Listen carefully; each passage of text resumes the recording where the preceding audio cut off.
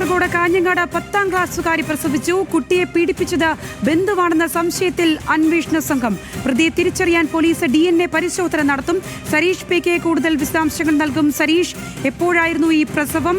ഈ പീഡനം സംബന്ധിച്ചുള്ള വിവരങ്ങൾ എത്ര കണ്ടാണ് പുറത്തേക്കെത്തുന്നത്? അന്വേഷണ സംഘത്തിന്റെ നിഗമനം ആരിലേക്കാണ് എത്തുന്നത്?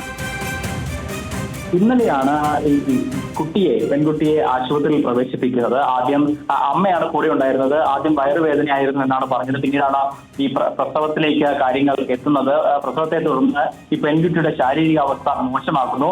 പിന്നാലെ ഈ അമ്മയോട് ബന്ധുക്കൾ ഡോക്ടർമാർ പ്രായവും മറ്റു കാര്യങ്ങളും ചോദിച്ചപ്പോഴാണ് 10ാം ക്ലാസ്സുകാരിയാണ് പ്രസവിച്ചത് എന്ന കാര്യം അറിയുന്നത്. തുടർന്ന് ഈ ആശുപത്രി അധികൃതർ തന്നെയാണ് പോലീസിനെ വിവരം അറിയിക്കുന്നത്. എന്നാൽ എന്താണ് സംഭവിച്ചതെന്നോ ആരാണ് ഈ ഉത്തരവാദി എന്ന കാര്യത്തിലോ അമ്മ ഇതുവരെ ഒരു വ്യക്തത നൽകിയിട്ടില്ല. അതോടൊപ്പം തന്നെ ഈ പ്രസവിച്ച പെൺകുട്ടിയുടെ ശാരീരികാവസ്ഥ മോശമായതിനാൽ തന്നെ മൊഴിയെടുക്കാനുള്ള സാധ്യതയും നിലവിലില്ല. ഈ കുട്ടിക്ക് ബോധം വരികയും അതോടൊപ്പം തന്നെ ആരോഗ്യനില വീണ്ടെടുക്കുകയും ചെയ്താൽ മാത്രമേ ഏതെങ്കിലും രീതിയിൽ മൊഴിയെടുപ്പ് നടത്താനാവുകയുള്ളൂ. എന്തായാലും അമ്മ ഇതുമായി ബന്ധപ്പെട്ട് തനിക്ക് വ്യക്തതയില്ല, താൻ ഈ പെൺകുട്ടി ഗർഭിണിയാണെന്ന കാര്യം താൻ അറിഞ്ഞിട്ടില്ല എന്ന മൊഴിയാണ് നൽകുന്നത്. പക്ഷേ അന്വേഷണ സംഘം, ഇപ്പോൾ വനിതാ എസ്ഐയുടെ നേതൃത്വത്തിലുള്ള അന്വേഷണ സംഘമാണ് ഈ കാര്യം അന്വേഷിക്കുന്നത്.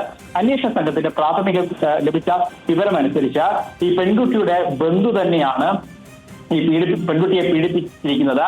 ഈ അമ്മയ്ക്ക് ഈ കാര്യങ്ങളിൽ ഏകദേശ ധാരണയുണ്ടായിരുന്നു എന്നുള്ളതാണ് ഇപ്പോൾ അന്വേഷണ സംഘത്തിന് മുന്നിൽ ലഭിച്ചിരിക്കുന്നത്. പക്ഷേ ആരാണ് പീഡിപ്പിച്ചതെന്നോ എപ്പോഴാണ് ഈ സംഭവം നടന്നിരിക്കുന്നതോ എന്ന് അറിയണമെങ്കിൽ ഒന്ന് DNA പരിശോധന നടത്തണം, അല്ലെങ്കിൽ ഇതുമായി ബന്ധപ്പെട്ട് കുട്ടിയുടെ മൊഴി രേഖപ്പെടുത്തണം. എന്തായാലും 2 ദിവസത്തിന് ശേഷം മാത്രമേ ഇക്കാര്യത്തിൽ ഒരു വ്യക്തത വരൂ. എന്തായാലും അമ്മയുടെ മൊഴി ഇപ്പോൾ രേഖപ്പെടുത്തിയിട്ടുണ്ട്.